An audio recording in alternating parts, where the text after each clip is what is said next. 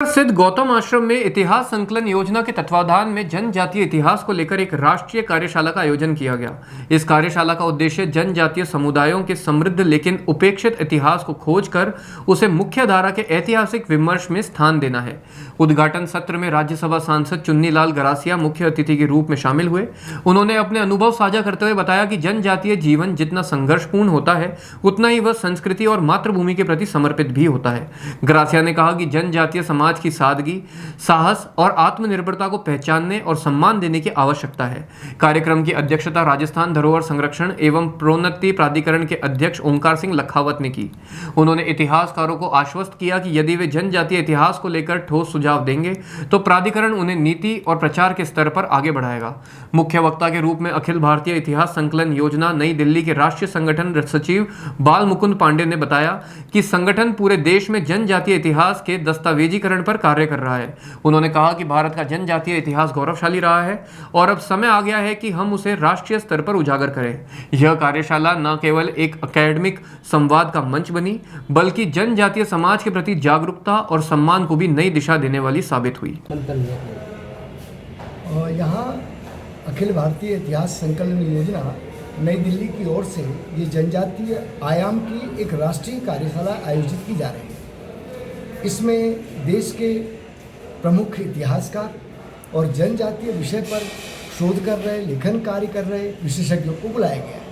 इसमें देश के गुजरात, महाराष्ट्र, मध्य प्रदेश, झारखंड, उड़ीसा, बिहार, पश्चिम बंगाल, हिमाचल प्रदेश और झारखंड आदि के भारत के विभिन्न प्रदेशों से प्रमुख इतिहासकार, जनजातीय विषय पर लिखने वाले अनुसंधानकर्ता इनको आमंत्रित किया गया है।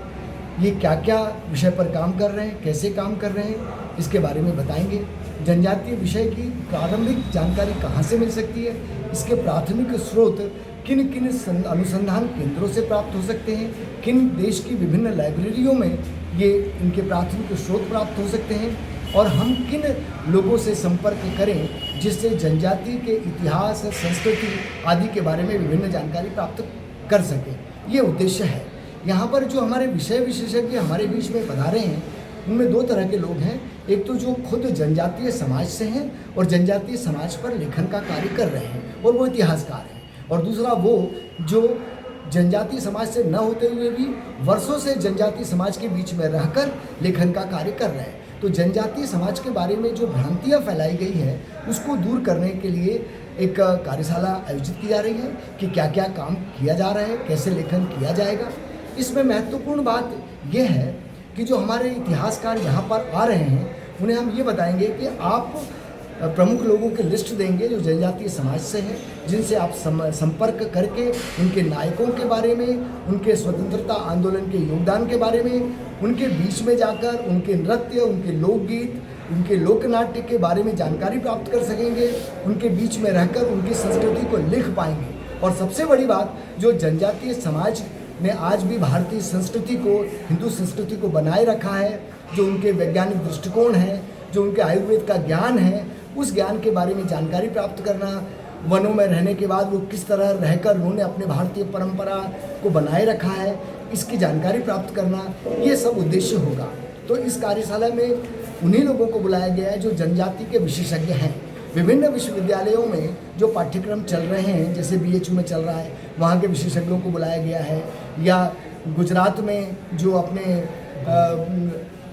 जो जनजातीय विश्वविद्यालय है वहाँ के विशेषज्ञों को बुलाया गया है, मुंबई में विश्वविद्यालय में जो जनजातीय केंद्र है वहाँ के विशेषज्ञों को बुलाया गया है। तो देश के विभिन्न विशेषज्ञ आए हैं और जो भ्रांतियाँ हैं जनजातीय समाज को लेकर उसको दूर करने का प्रयास है, उनके अच्छे पक्ष को उजागर करने का प्रयास है, उनके भारत की संस्कृति में योगदान को उजागर करने का उद्देश्य है। स्वतंत्रता आंदोलन में जो नायक थे जो छूट गए हैं, जैसे राजस्थान में कालीबाई है, नानक भील है, ये इतिहास के पन्नों से गायब हैं, उन्हें यहाँ इतिहास के पन्नों पर लाना है। ये आज इतिहास संकलन योजना की राष्ट्रीय कार्यशाला का उद्देश्य है। आपका नाम?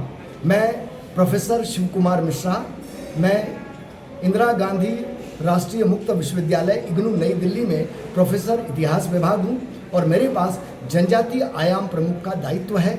और एक इतिहासकार होने के नाते जनजातीय विषय पर मैं लगभग 20 वर्षों से अध्ययन काम कर रहा हूँ मैं कुशलगढ़, बांसवाड़ा, शाहाबाद जैसे जनजातीय क्षेत्र में मैंने अपनी सेवाएं दी हैं। इसलिए मुझे एक विचार आया और हमारे राष्ट्रीय संगठन मंत्री डॉक्टर बाल मुकुंद जी पांडे जी के निर्देशन में हमने ये इतिहास संकलन योजना के तहत एक कार्यशाला आयोजित करने का निर्णय लिया। आज कौन कौन से अतिथि आए? इसमें हमारे अखिल भारतीय संगठन मंत्री डॉक्टर बाल मुकुंद पांडे जी हैं और आज हमारे इस कार्यक्रम में अध्यक्षता डॉक्टर लखावत जी कर रहे हैं, ओमकार सिंह जी लखावत जी कर रहे हैं, जो जाने माने विशेषज्ञ भी हैं, अपने धरोहर संस्थान के अध्यक्ष भी हैं। और आज हमारे बीच में जो मुख्य अतिथि है, जो जनजातीय विषय के विशेष जानकार हैं, जो उनके बीच में रहकर जिन्होंने अध्ययन किया है। इस कारण से बचपन से मुझे इस मानगढ़ के बारे में मुझे पूरा इतिहास पता था, लेकिन मंत्री बनने के बाद जब हमारे आदरणीय भैरव सिंह जी शेखावत को मैंने उस घटना के बारे में जब जिक्र किया, उन्होंने स्वयं ने रुचि लेकर के वहाँ के कलेक्टर को और वहाँ के गुजरात के सरकार से बातचीत करके उस विकास के लिए मुझे आगे किया। मुझे फ़ख्र है, गर्व है कि उसी मानगढ़ को बिंदु के रूप में प्रारंभ किया था, आज राष्ट्रीय धरोहर के रूप में इतिहास के पन्नों में बहुत जल्दी लिखने वाला है। और मैं समझता हूँ जलियांवाला कांड से बड़ा ये कांड था, लेकिन कुछ उस समय तत्कालीन सरकारें जो वास्तव में आने वाली आदिवासी युवाओं की पीढ़ियों को इतिहास से अनभिज्ञ रहे, इसलिए इसको इतिहास के पन्नों पे मानगढ़ को निकला है। लेकिन मुझे फ़ख्र है, गर्व है कि गुरु गोविंद जी के नेतृत्व में हमारे आदिवासी समाज ने किस तरह से देश की आज़ादी के लिए अंग्रेजों के खिलाफ लड़ाई लड़ी और 1500 से ऊपर वहाँ शहीद हुए थे गोलीकांड में। ऐसे जलियांवाला कांड से भी बड़ा कांड जिसको इतिहास के पन्नों में लाया हूँ मैं, वही चुन्नीलाल गरासिया, वहाँ आज वनवासी भील परिवार में जन्म लिया है। आज मुझे गर्व है कि राज्यसभा जो सबसे बड़ा सदन है वहाँ का सांसद हूँ, और उसका श्रेय भी हमारे देश के प्रधानमंत्री नरेंद्र भाई मोदी जी को जाता है, क्योंकि मेरे काम को, मेरी काम समर्पण को देख करके मुझे राज्यसभा में अप्रैल 2024 में चयन करके वहाँ बिठाया है। मैं निश्चित रूप से मेवाड़, राजस्थान और पूरे देश की जनजाति की आवाज़ को बुलंद करूँगा, ये मैं आपके माध्यम से अपना भाव व्यक्त कर रहा हूँ। सर, आदिवासी को लेकर कोई केंद्र स्तर पर कोई एक विशेष योजना बता दें। आदिवासी को लेकर विशेष ना, अभी कई योजनाएं मोदी जी ने ली है। अभी धरती आंबा एक योजना ली है, केवल शुद्ध रूप से आदिवासी समाज को उठाने के लिए अलग अलग विभागों के माध्यम से आदिवासी समाज को कैसे उठाया जाए, यूनिटी परिवार, एक परिवार को यूनिट मान करके वह धरती आंबा योजना वास्तव में देश के लिए एक बहुत बड़ी हमारे आदिवासी समाज के आर्थिक उत्थान, शैक्षणिक उत्थान, चिकित्सा के क्षेत्र में उनके खेतों में कैसे पानी जावे, सिंचाई के आर्थिक रूप से कैसे खड़े हों, शिक्षा के क्षेत्र कैसे ऊपर हो, स्वास्थ्य के हिसाब से कैसे अपने आप को संबल बने, इन सारे क्षेत्रों में ताकत देने के लिए अलग से मुख्य एक परियोजना है धरती आंबा योजना। ये दी जिसमें सारे हमारे विभाग शामिल हैं, सारे विभाग के हेड उसमें शामिल हैं, और सब मिलकर के सर्वांगीण विकास आदिवासी के समाज में, आदिवासी के गांव में, आदिवासी के घर को, परिवार को कैसे उत्थान किया जाए, यह इस योजना में समाहित है।